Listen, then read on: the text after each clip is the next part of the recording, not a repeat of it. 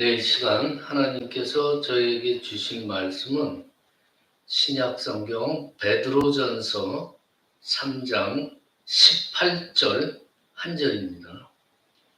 신약성경 380페이지 베드로전서 3장 18절 신약성경 380페이지에 있습니다. 뜻을 잘 생각하시면서 한 목소리로 함께 봉독하십니다. 시작. 그리스도께서도 단번에 죄를 위하여 죽으사 의인으로서 불의한 자를 대신하였으니 이는 우리를 하나님 앞으로 인도하려 하심이라. 육체로는 죽임을 당하시고 영으로는 살리심을 받으셨으니 아멘. 네, 오늘 사순절 기간 중에 두 번째 주일입니다. 이 사순절 기간은 저번 주일에도 말씀드렸지만은 정말 기독교 역사상 획기적인 사건인 예수님의 부활을 기념하기 위한 우리 마음 속에 준비 기간입니다. 그러면 도대체 예수님께서 어찌하여서 십자가, 그 무거운 형벌 십자가에 매달리셔야만 했는가? 왜 십자가인가? 거기에 대해서 오늘 함께 은혜 나눠보겠습니다. 오늘 본문은 한 절입니다. 비록 한 절이지만 이게 참 너무 영광스럽고 귀한 말씀이에요. 우리 주 예수 의로운 자께서 불의한 자를 대신하였다. 이는 우리를 하나님 앞으로 인도하려 하십니다. 정말 중요한 말씀이죠. 오늘 이 한 절이 여러분 속에 있는 모든 불의, 미움, 죄악 싹 제거하는 복음의 능력이 되길 바랍니다. 신학자고 유명한 설교자로 유명한 그 찰스 스펄전 목사님께서 임종하시기 직전에 그의 제자들이 그 스펄전 목사님한테 물어봤어요. 목사님께서 우리들한테 가르치신 그 목사님의 신학의 핵심은 무엇입니까? 이때 스펄전 목사님께서 정말 마지막 힘을 다하여서 그것도 미소를 지으면서 대답하였어요. 내 신학의 핵심은 예수님 그분께서 나를 대신하여 십자가에 죽으신 것이다. 이것이 핵심이다. 깊은 의미가 있는 겁니다. 우리 인간들의 역사 속에서 최고의 신학자로 불리는 사도 바울, 똑같은 고백을 해요. 고린도전서 2장 2절에 보면은 내가 너희 중에서 예수 그리스도와 그의 십자가에 못 박히신 것 외에는 아무것도 알지 아니하기로 작정하였음이라. 나는 아무것도 몰라. 그냥 예수 그리스도께서 나를 위하여서 십자가에 못 박히신 것, 난 이거밖에 몰라.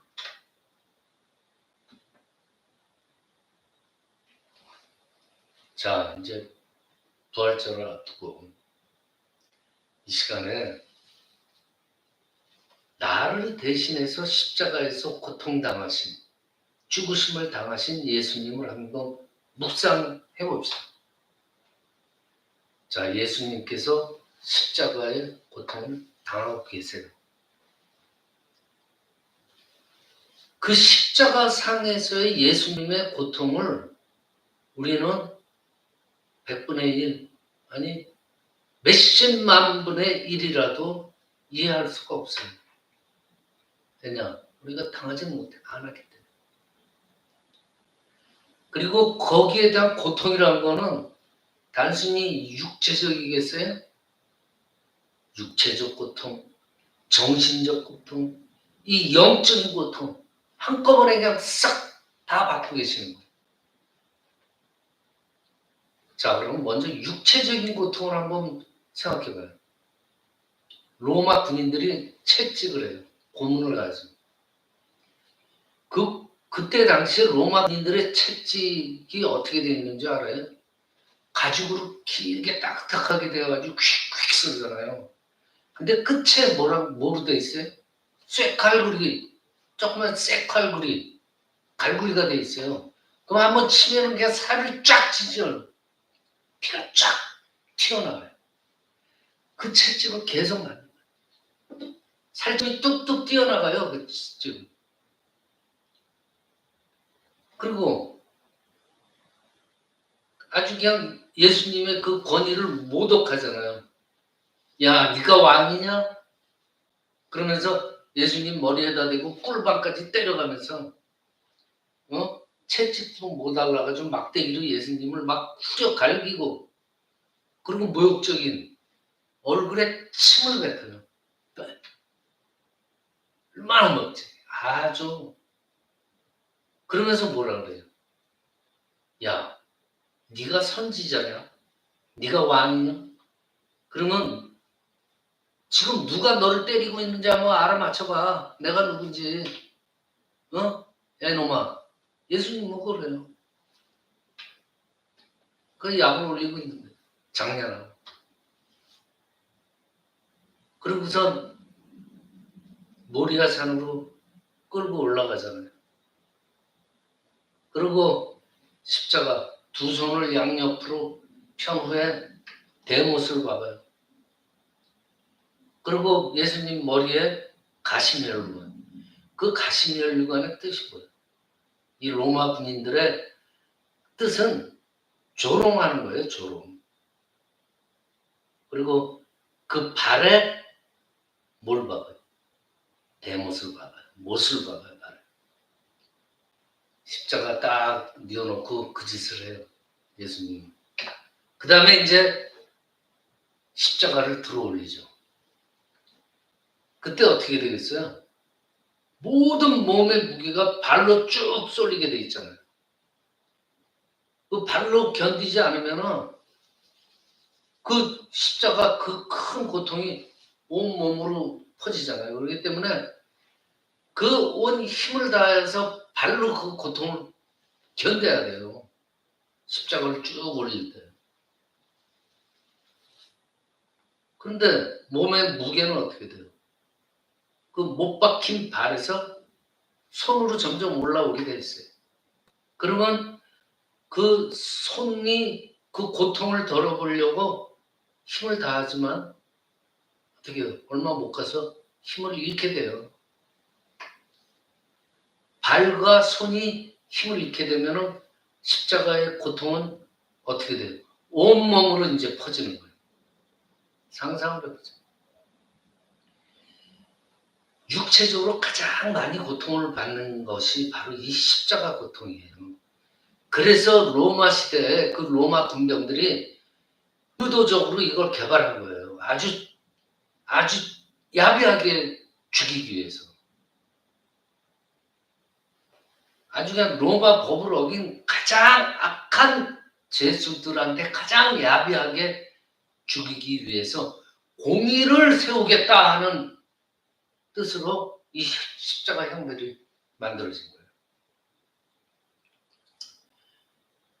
곧 하나님의 영원한 법정 앞에서 인간의 죄를 향하신 하나님의 공의로우신 심판이 십자가의 형벌이었다고도 얘기할 수가 있어요. 그러면서 예수께서 십자가 상에서 뭐라 그래요? 내가 목마르다. 숨을 쉴 수가 있었겠습니까? 이미 숨은 거의 바닥까지 나간 거예요. 그렇게 되면 현기증이 나고 피가 막 터져 나오죠. 몸에 온 경련이 일어났겠죠. 땀도 나고 피도 나고. 그 말은 뭐예요? 몸 안에 있는 모든 액체가 다 밖으로 나오는 거예요. 끔찍하죠. 온몸에는 고통이 있는 거예요. 그러면서 예수님은 내가 목이 마르다 그러는 거예요. 왜? 몸 안에 액체, 리퀴드가 다 빠져나가니까. 그게 이제 우리가 지금 육체적 고통을 한번 상상할 수 있는 거예요. 이러지. 그러면 정신적 고통을 한번 생각해 봐요. 십자가에 지시기 전에 누가복음 22장 42절에 예수님이 기도하셔요. 뭐라고? 아버지, 이게 만약 아버지의 뜻이거든 이 잔을 내게서 옮겨 주시옵소서. 예수님이 당하시는 그 정신적인 고통을 말하는 거예요. 그 고통이 얼마나 심한지 기도하는 중에 성경에 보면 땀이 핏방울이 되었다고 증거하고 있어요. 땀이 피로 나왔다 그래요. 땀이 핏방울같이 떨어졌다는 뜻이 아니라 땀이 핏방울이 되어 땅바닥에 떨어졌다고 증거해요. 자, 이 예수님께서 받으시는 이 하나님께서 주시는 잔에는 뭐가 담겨 있어요? 이 세상의 모든 죄가 담겨 있는 거예요. 아담과 이브로부터 인류가 지은 모든 죄가 예수님께서 받으시는 그 잔에 담겨 있던 거예요. 바로 저하고 여러분의 모든 죄값이 예수님의 잔에 담겨 있었단 말이에요. 살인, 변태, 도덕질, 거짓말, 폭행, 사탄 숭배, 우상 숭배, 욕하는 거, 남의 등을 쳐먹는 거, 사기치는 거, 언약을 깨뜨리는 거, 유괴, 마약, 음란, 인간의 모든 죄가 예수님께서 지신 그 잔에 담겨 있었어요. 예수님이 십자가에서 치르신 그 대속, 우리를 대신해서 치르시는 그 대속, 그거는 세상의 모든 죄를 담당한 엄청난 사건이었어요. 그분이 마시는 잔에 우리의 모든 죄를 다 썰어놓고 그 죄값을 어디에서 받으셨어요? 십자가에서 치르시는 중이에요, 지금. 그래서 겟세마네 기도에서 그 정신적 고통이 너무 심한 거. 예수님께서 그래서 뭐래요? 아버지, 이 잔을 나에게서 피하게 해 주시오. 내게서 지나게 하여 주시옵소서. 기도합니다. 이 잔이 뭐예요? 인류 역사 가운데 이 세상의 모든 하나님의 백성이 지은 모든 죄에 대한 형벌을 친히 담당하는 형량이에요. 하나님이 내리신 형량. 인류의 모든 죄에 대한 형량이 그 잔 안에 있는 거예요. 그러니 그 죄의 무게가 얼마나 무겁겠습니까? 그러니까 주님의 기도하면서 흘린 땀이 핏방울이 될 수밖에 없는 거예요. 십자가상에서 외치잖아요. 막 엘리 엘리 라마 사박다니, 엘리 엘리 라마 사박다니. 이게 뭐예요? 하나님, 나의 하나님, 어찌하여 나를 버리시나이까? 결국은 이제 엘리 엘리 라마 사박다니로 가는 거예요. 왜 저를 버리십니까? 왜? 너무 고통스러워. 형벌이 너무 심한 거예요. 그 순간이 무슨 순간인지 알아요?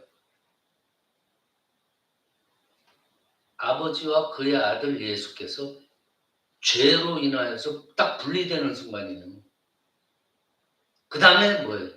공의로우신 하나님께서는 모든 죄에 대해서 예수님께 공의의 형벌을 탁 내리십니다.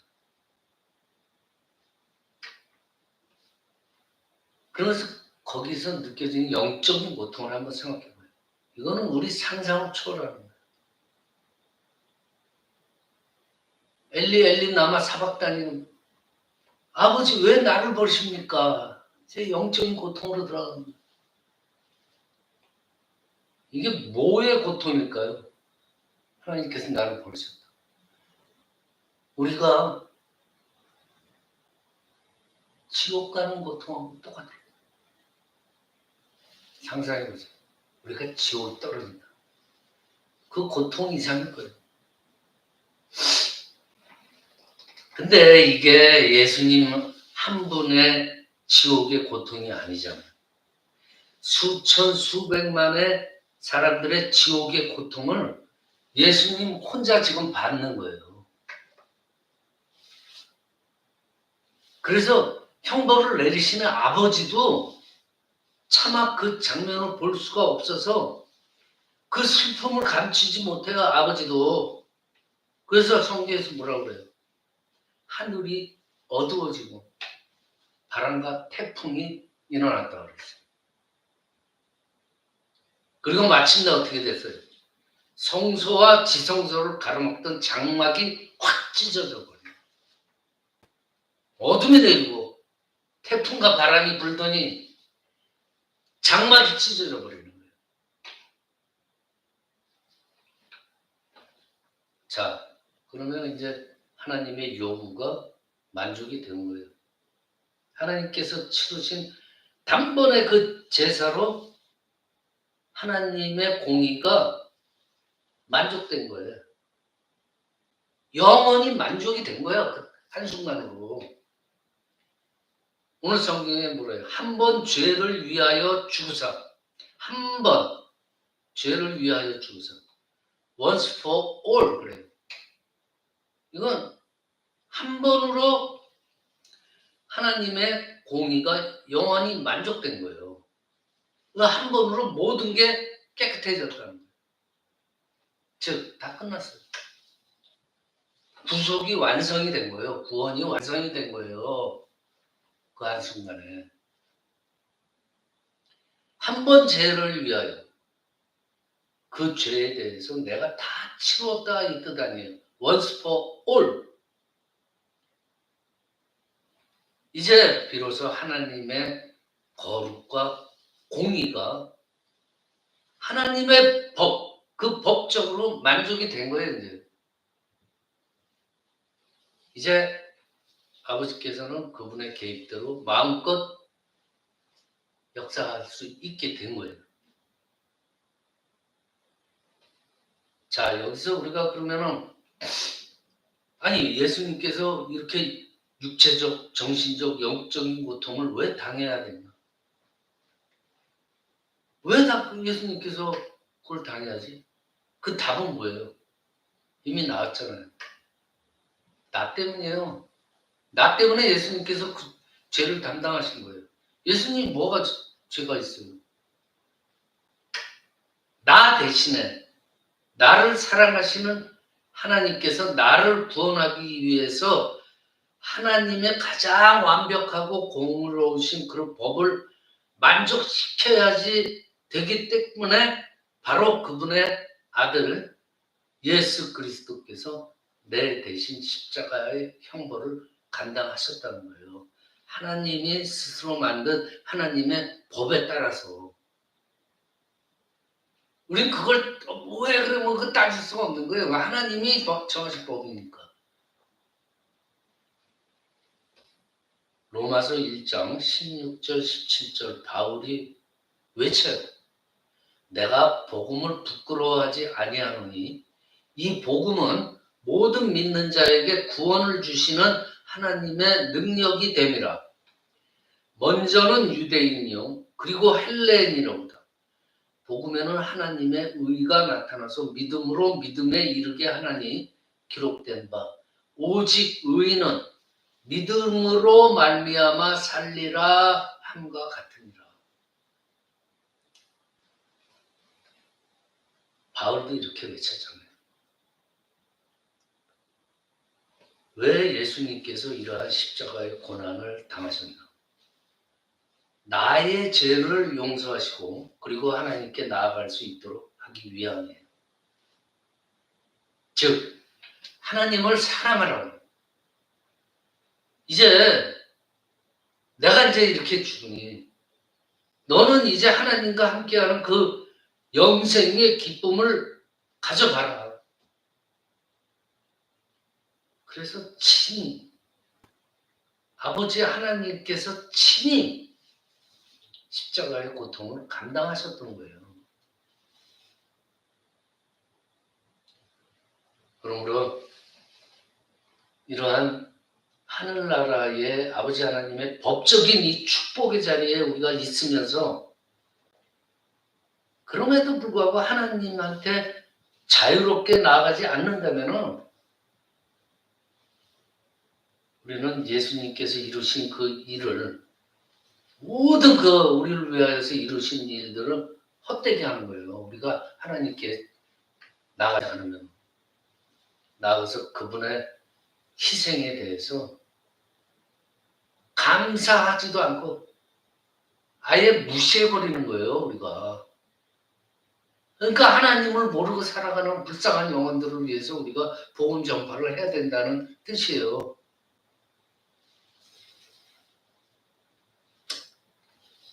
말씀을 마칩니다. 이제 앞으로 예수님의 보혈만 믿고 언제나 그 하나님 보좌 앞으로 정말 담대히 나가야 돼요. 하나님의 자녀와 하나님의 진실된 그러한 백성들이 되시기를 이 시간 우리 주 예수 그리스도의 이름으로 축원합니다. 기도드립니다. 아버지 하나님 감사합니다. 저를 대신하여서 십자가에서 고통당하신 예수님을 생각합니다.